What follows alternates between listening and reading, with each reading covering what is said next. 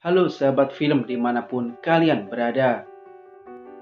Di kesempatan kali ini kita akan membahas film yang sangat melegenda terutama bagi anak tahun 90-an. Yoko Pendekar Raja Wali kita sebutnya.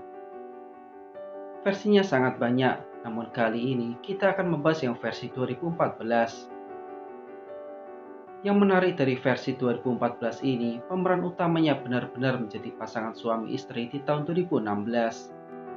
Peran ini pun dibintangi oleh Michael Chen dan Cheng Xiao. Oke, tanpa berlama-lama, langsung saja kita masuk ke TKP.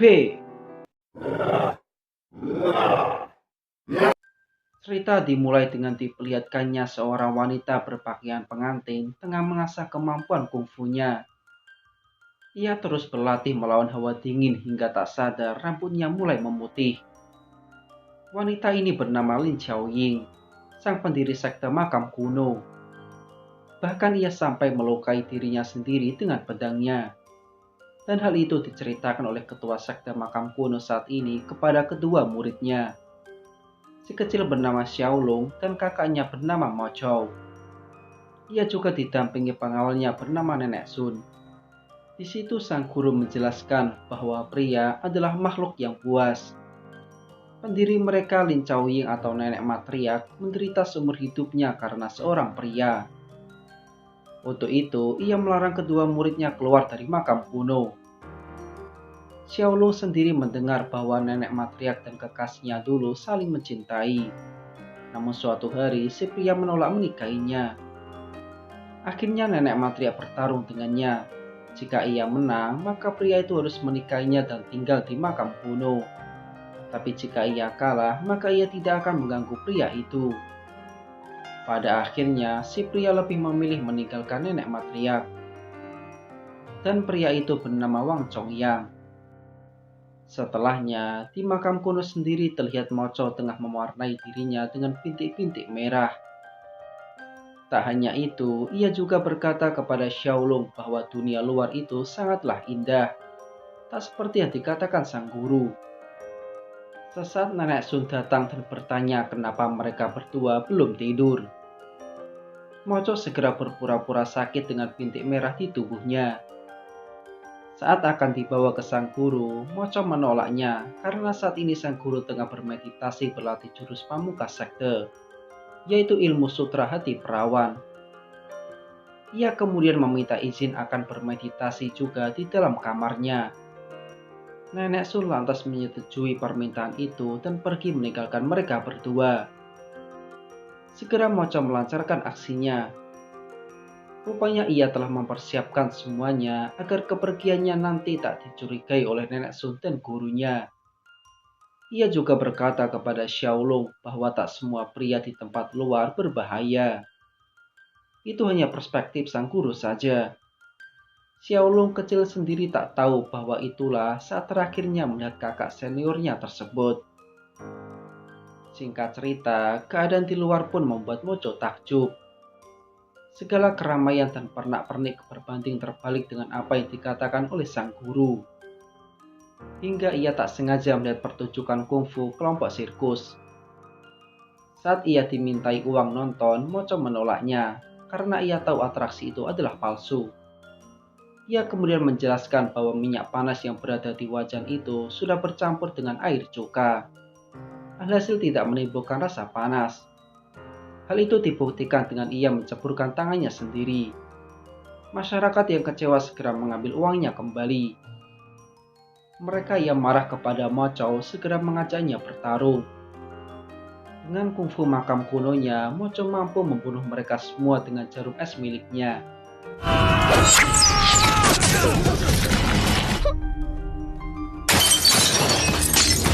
Hal itu pun disadari para pendekar yang lain dan langsung mengejar Mo Chou.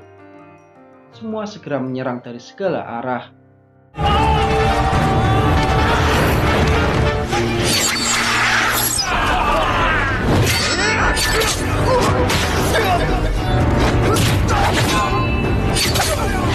Namun lagi-lagi, dengan mudahnya banyak dari mereka yang mati akibat jarum es milik Mo Chou.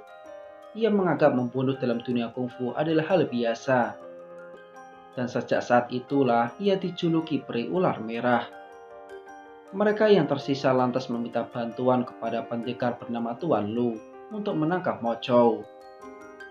Namun terlihat anaknya bernama Lu Zhanyuan malah sibuk bermain dengan alat yang ia pegang. Sesaat ia mengatakan bahwa beberapa bulan lalu ayahnya telah meninggal. Untuk itu dirinya lah yang akan menangkap Mo Chou. Salah satu dari mereka lantas meremehkan kemampuan kungfu Yuan yang jauh lemah dibanding ayahnya. Dengan optimis, Yuan memutar alatnya dan seketika muncul puluhan anak panah yang menembaki mereka. Rupanya sedari tadi ia tengah sibuk mengatur pola benang pemicu panah tersebut. Namun ia tidak akan menggunakan alat itu untuk menangkap Mo Chou, melainkan dengan skill lelaki buayanya. Segera Yuan mendekati Mo Chou yang tengah bermain di taman bunga. Mo Chou yang curiga terus diikuti bermaksud membunuh Yuan. Namun segera pria itu mengeluarkan gombalannya tentang kecantikan Mo Chou. Bahkan ia juga melepas penjepit rambut Mo Chou. Yuan juga berpura-pura melindungi Mo Chou dari serangan pendekar lainnya. Ia beralasan bahwa Mo Chou adalah istrinya dan bahkan menciumnya. Namun hasrat membunuhnya tak hilang begitu saja. Dengan mudahnya mereka bertiga mati di tangan Mo Chou. Yuan lantas mengatur siasat akan menemani Mo Chou merasakan makanan enak dan tempat indah di kota. Awalnya Mo Chou sempat menolak, namun pada akhirnya ia nurut ikut dengan Yuan. Segera keduanya menghabiskan malam itu dengan makan kue apem. Keceriaan terlihat jelas di wajah Mo Chou. Keduanya tampak lebih dekat dari sebelumnya.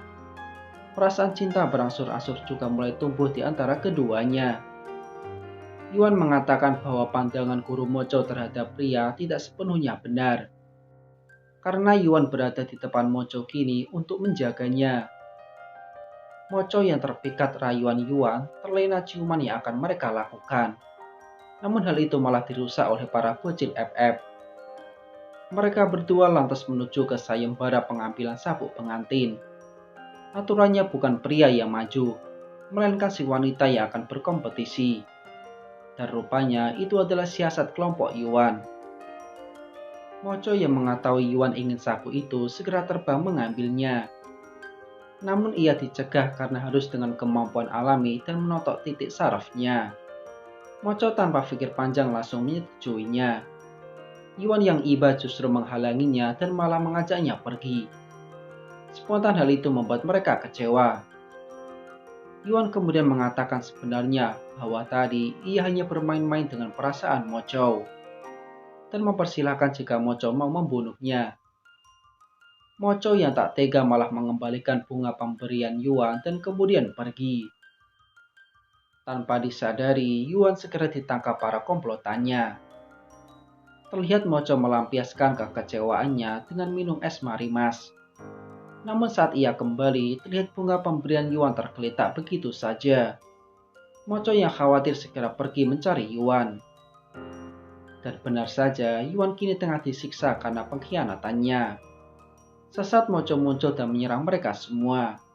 Ia kemudian menghampiri Yuan. Mo Chou berkata tak bisa membohongi perasaan cintanya kepada Yuan. Tapi sesaat, tali yang mereka pegang malah dipotong oleh pendekar di atas. Spontan mereka pun jatuh ke bawah. Di tengah kepahian itu, Mo Chou mengungkapkan rasa cintanya kepada Yuan dan memintanya untuk tidak meninggalkan dirinya lagi. Spontan terjadilah percocokan biologis antara mereka berdua. Sejak saat itulah, keduanya resmi menjadi sepasang kekasih. Yuan juga meminta Mo Chou berjanji untuk tak membunuh orang lagi. Saat kembali ke rumah, keduanya seketika diserang oleh puluhan anak panah milik Yuan. Rupanya itu adalah ulah kelompok Yuan yang mencoba membunuhnya dengan senjata buatannya sendiri. Mo Chou pun tak tinggal diam dan langsung menyerang mereka semua. Kali ini ia benar-benar tak membunuh orang sama sekali. Yuan lantas menyuruh mereka semua pergi jika ingin selamat. Mengetahui Yuan akan dibunuh, segera Mo Chou membunuh orang itu terlebih dahulu. Yuan yang kaget atas hal itu segera diberi penjelasan bahwa orang itu ingin membunuhnya. Tak sampai di situ, Mo Chou juga membunuh orang satu lagi. Cukup sudah kesabaran Yuan. Ia marah karena Mocho mengingkari janjinya. Dengan santainya, Mocho mengatakan bahwa membunuh adalah hal biasa. Dan ia akan mengajari kungfu kepada Yuan. Yuan sendiri tak menyangka dirinya kini malah akan dirubah menjadi iblis oleh Mocho. Hari-hari terus Yuan jalani dengan pelatih kungfu bersama Mocho. Namun ia sama sekali tak tertarik dengan hal itu. Mocho mengatakan bahwa banyak orang yang ingin mereka berdua mati. Makanya berlatih kungfu sangatlah penting. Yuan sendiri benar-benar tersiksa akan kondisi tersebut. Sementara di tempat lain, kita diperlihatkan pertarungan 1 lawan 7 orang. Pria bernama Sang Tong ini terus menyerang di saat dirinya terluka oleh sayatan pedang. Setelah memenangkan pertarungan itu, ia akhirnya jatuh pingsan. Sesaat muncul seorang wanita yang menolongnya. Dan wanita yang menolongnya itu bernama Yuan Jun. Terlihat ia sangat senang saat Sang Tong masih sadar. Namun tiba-tiba Yuan Jun dipergoki rekan kerjanya karena telah membawa pria lain di dalam kamarnya. Saat mereka akan menyerangnya, Sang Tong segera melawan dan segera pergi membawa Yuan Jun. Dari gelagatnya, Sang Tong nampaknya menyukai wanita yang baru ia temui ini. Tapi Yuan Jun menghormati Sang Tong karena lebih tua darinya. Sebagai ucapan terima kasih, Sang Tong lantas mengajarkan kungfunya kepada Yuan Jun untuk berjaga-jaga. Sejak saat itulah, Sang Tong benar-benar tak bisa melupakan Yuan Jun. Tapi keadaannya dirinya kini sudah menikah. Dan terlihat istrinya minta jatah Wik-Wik agar mereka segera mempunyai bayi. Tapi Sang Tong malah menolaknya dengan alasan ia belum mandi. Istrinya yang curiga atas sikap Sang Tong tak sengaja melihat lukisan Yuan Jun di balik bantal. Sejak dilatih Sang Tong, kungfu Yuan Jun kini mengalami kemajuan. Namun secara tiba-tiba ia malah dilabrak oleh istri Sang Tong karena terlihat memakai kungfu suaminya. Ia menduga Yuan adalah pelakor, tapi hal itu segera dibantah Yuan. Bagaimana bisa ia mencintai pria yang umurnya terpaut jauh darinya? Istri Sang Tong lantas meminta maaf atas apa yang terjadi. Sesaat muncul orang-orang yang mau menangkap Yuan Jun, tapi segera hal itu dicegah oleh Sang Tong dan membawa mereka berdua pergi. Sesampainya di sana, Sang Tong marah kepada Sang Ria karena selalu ikut campur urusannya. Ia lantas membawa pergi Yuan Jun untuk menikahinya. Yuan Jun sendiri masih tak terima akan nasibnya kini. Ia mencoba bunuh diri namun segera hal itu dicegah oleh Sang Ria. Melihat Yuan Jun tertekan dengan keadaan ini, Sang Ria lantas memiliki ide. Saat Sang Tong tengah menjamu tamunya, ia melihat pengantin wanitanya kabur. Segera ia berlari mengejarnya. Tanpa diduga, ternyata itu adalah Sang Ria. Yuan Jun telah disuruh perginya jauh dan dirinya siap jika harus mati di tangan kemarahan suaminya. Ia terus meminta Sang Tong membunuhnya bersama bayi mereka. Sang Tong yang mendengar hal itu kaget ternyata Sang Ria telah hamil anaknya. Tapi siapa sangka Sang Tong masih tergila-gila dengan Yuan Jun dan segera pergi mencarinya. Yuan yang tengah berlatih tak sengaja ditatangi oleh orang misterius. Di tengah pertarungan tersebut, Yuan tak sengaja membunuh orang itu.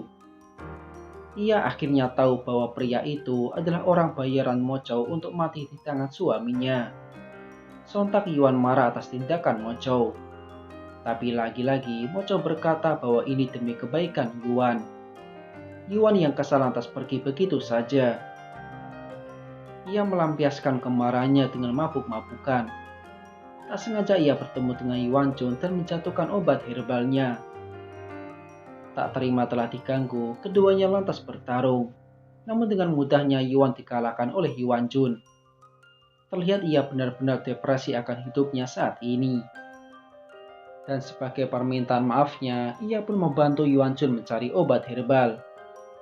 Terlihat keduanya saling melepas tawa meskipun baru bertemu. Yuan Jun juga menjelaskan arti sejati dari kebahagiaan.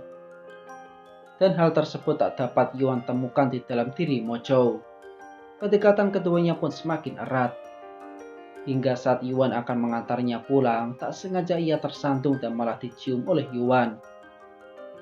Karena saling malu-malu, keduanya lantas berpamitan pulang. Saat makan malam tiba, Mocho yang mengetahui Yuan terluka segera bertanya siapa pelakunya, ciri-cirinya dan ia akan membunuh orangnya tersebut. Dan karena hal itu, Yuan tak selera makan dan langsung pergi tidur. Mocho pun berinisiatif mencari pelakunya dan tertangkaplah Yuan Jun. Hal itu dilakukan Mocho agar Yuan bisa berlatih dengannya. Dan jika sampai Yuan Jun tidak serius, ia akan membunuhnya. Setelahnya, Mocho pun pergi meninggalkan mereka berdua. Yuan Jun yang baru mengerti kesusahan Yuan lantas mempunyai ide. Saat Mocho mendekati Yuan di ruang utama, tanpa diduga Yuan Jun muncul dengan perangkat dan anak panah yang mengancam Mocho dan Yuan. Di situ Yuan Jun menyuruh Mocho mempersiapkan 2 kuda untuk dirinya dan juga Yuan. Jika sudah jauh, ia akan melepaskan Yuan. Karena khawatir keselamatan Yuan, Mocho lantas menyanggupinya. Singkat cerita, akhirnya mereka berdua bisa bertemu. Dan hal itu tadi adalah rencana mereka berdua. Tanpa basa-basi, Yuan langsung menyatakan cintanya kepada Yuan Jun. Mendengar hal itu, Yuan Jun juga tak bisa membohongi dirinya sendiri. Ia juga sangat mencintai Yuan. Sejak saat itulah keduanya resmi menjadi sepasang kekasih. Paginya, saat tengah bermesraan di atas kuda, segera mereka berdua diserang oleh Mocho. Tanpa basa-basi, Mocho berusaha menyerang Yuan Jun. Sekuat tenaga Yuan mencoba menghalanginya. Hingga secara tiba-tiba, melesat anak panah melukai punggung Mocho. Rupanya itu adalah ulah Yuan.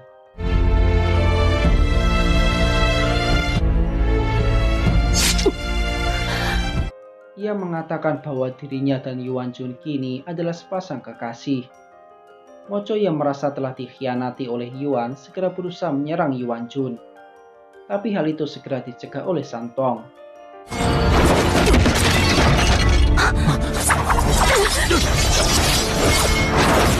Pertarungan keduanya pun dimanfaatkan Yuan dan Yuan Jun untuk kabur. Mocho sendiri menghentikan pertarungan karena melihat mereka berdua malah kabur.